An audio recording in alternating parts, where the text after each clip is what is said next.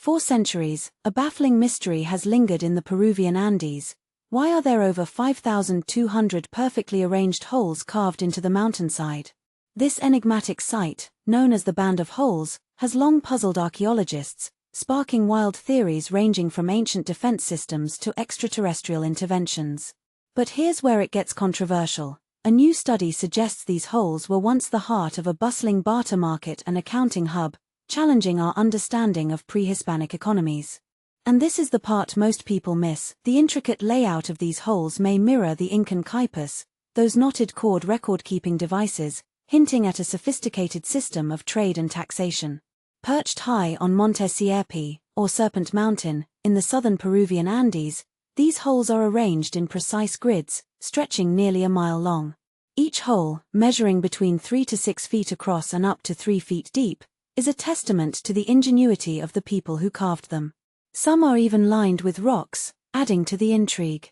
The site, potentially constructed between AD 1000 and 1400, was likely a bustling center of activity under the Chincha Kingdom, a powerful civilization with a population exceeding 100,000. When the Inca Empire conquered the Chincha in the 15th century, the site may have been repurposed to collect tribute and taxes from local communities, according to the study's authors. Archaeologists, armed with drone technology, have finally begun to unravel this mystery. By analyzing the holes from above, they discovered mathematical patterning in their layout, reminiscent of ancient accounting and record-keeping methods. But is this interpretation too neat? Some scholars argue that the site's true purpose could be far more complex, involving religious rituals, water management, or even astronomical observations. What do you think?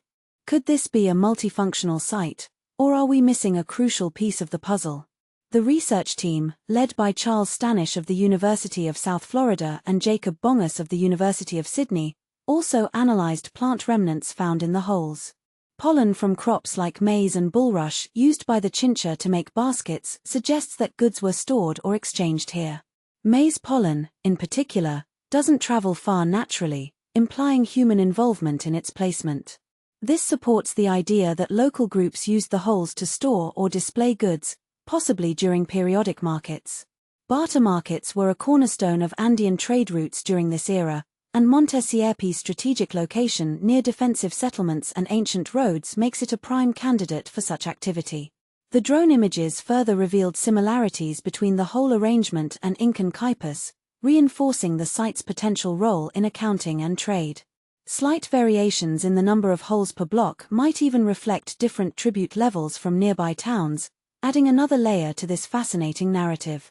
Published in the journal Antiquity, this study not only sheds light on the Band of Holes but also expands our understanding of indigenous accounting practices and marketplace dynamics in the ancient Andes.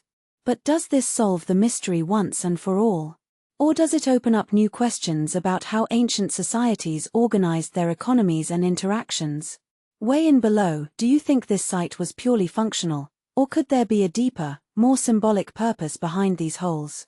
As we continue to explore these ancient landscapes, one thing is clear: the ingenuity and complexity of pre-Hispanic civilizations never cease to amaze. What other secrets might the Andes hold, waiting to be uncovered?